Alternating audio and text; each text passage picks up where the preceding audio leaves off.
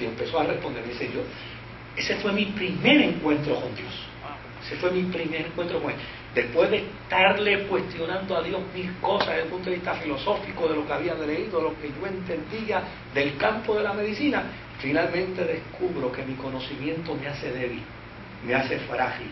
Mi conocimiento lo único que me dice es, se va a morir. Mi conocimiento me dice, el nene no sobrevive. Y al final tengo que tirar el conocimiento para depender de la esperanza. Y decirle a Dios, Dios, ayuda. Entonces, ahora lo tenemos sirviendo al Señor y con una vida de compromiso bien extraordinaria. Por eso es el cristianismo socrático, católico y eso. Sí, en ese sentido sí. Y Aristóteles, o sea, claro, lo que pasa es que hay que ver las cosas dentro de su contexto, ¿no? Clemente está tratando, él sabe que de la única manera que la Iglesia va a lograr un respeto dentro de la sociedad del imperio es si hombres que están en niveles altos dentro del imperio pueden mirar con buenos ojos la fe. Miren, por experiencia propia, yo estoy seguro que quienes aquí lleven más de 30 años en el Evangelio lo saben. 35 años atrás, lo más que había dentro de una iglesia evangélica era un maestro de escuela. Pero la mayoría de los creyentes dentro de las iglesias eran personas sencillas y personas simples. Cuando empezaron a convertirse los médicos, cuando empezaron a convertirse los abogados, cuando comenzaron a convertirse los ingenieros, los arquitectos, cuando comenzaron a convertirse los intelectuales, entonces la iglesia empezó a ser vista de otra manera. Y un ejemplo de ellos cuando empezaron a convertirse los artistas. O sea, cuando empezaron a convertirse los artistas, pues entonces ellos evangelizaban a los artistas. Pues porque, por ejemplo, aquí viene una señora que es amiga de una fiscal y de una juez, y me dice, yo quiero que aquí vengan mis dos amigas, porque yo sé que le van a ministrar. Entonces, obviamente, cuando les habla, le dice, no, ya tú verás que te vas a encontrar allí con colegas tuyos.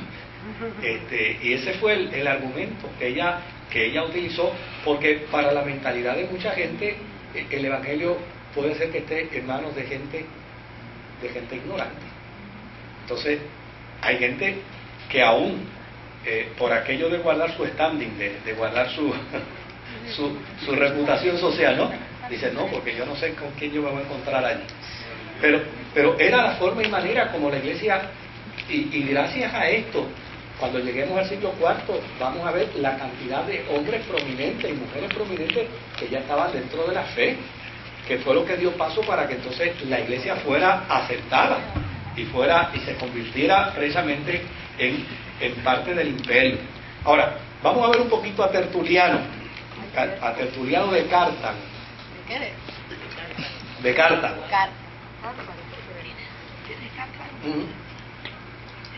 Tertuliano de Cartago, una ciudad de África, nació en el año 150 después de Cristo. Se hizo cristiano a los 40 años de edad en Roma. Sí, eso, ¿no? Estaba hecho un muchacho. Un nene todavía. Estaba hecho, era un párvulo. Era joven maduro. Bueno, lo vamos a enjuiciar ya mismito. Lo vamos a enjuiciar ya mismito. Porque hay unas profesiones que hacen, yo no sé si las profesiones hacen el carácter o el carácter viene para esa profesión. Bueno, sí. Mire, él regresa a Cartago a escribir la defensa de la fe. Estudió retórica. Se entiende que por haber estudiado retórica en aquel tiempo, pues obviamente era abogado. Y desde luego la manera en que se le sentencia como abogado es porque todos sus planteamientos llevan un sello de mente legal. O sea, en su retórica, en su argumentación, en sus escritos, siempre hay en él un pensamiento legal.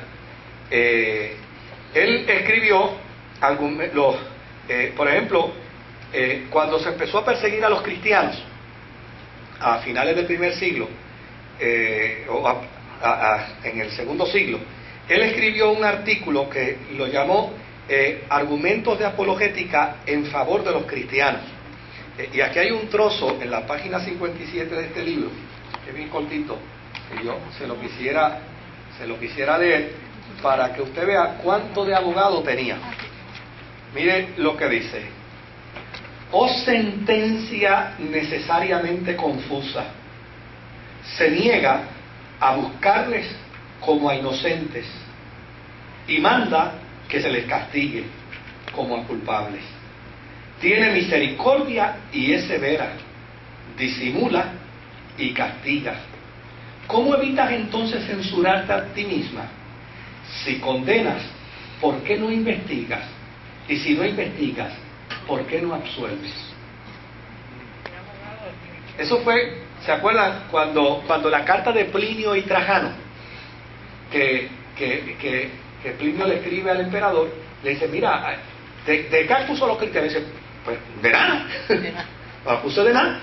Cuando alguien venga y los acuse, pues tú los castigas. Dice, ¿pero de qué?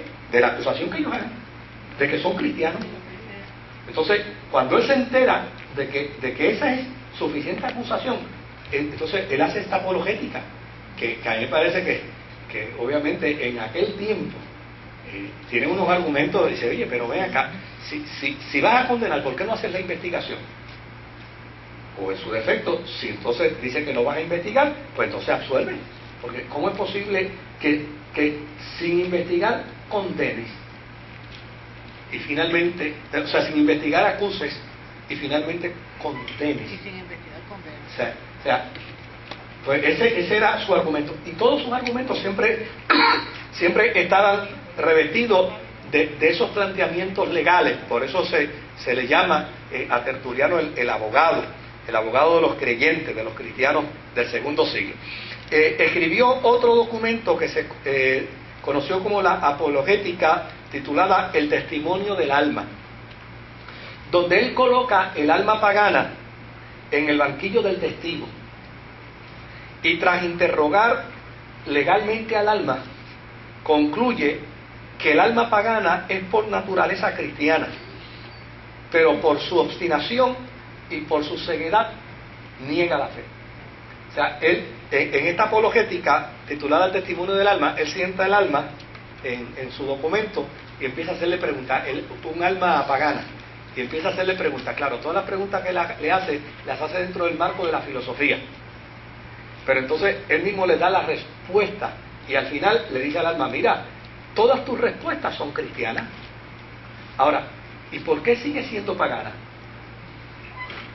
Pues tú eres pagana porque tú eres obstinada, y eres pagana porque tú eres ciega, y eres pagana porque estás ausente de la capacidad del razonamiento, y eres pagana porque ya necesariamente decidiste serlo, pero no porque no te haya alumbrado el conocimiento, no porque no te haya alumbrado la verdad, no porque no te haya alumbrado el evangelio, sino porque obstinadamente tú quieres ser pagana. Escribió otro documento, él escribió otro documento que le llamó prescripción contra los herejes, nada más y nada menos, ¿verdad? Y en esta obra él pretendió hacer dos cosas. Número uno, probar que la persecución contra los cristianos no tenía causa de acción, porque esos delitos no existían. Por lo tanto, eran delitos que si no existían, pues, el principio de legalidad, que sí, no hay delito sin pena. Pues no puede, porque no hay pena sin delito. O sea que no hay manera de poder probar. Exacto. Sí, que no hay manera si no hay ley, pues no hay delito. Pues no hay delito.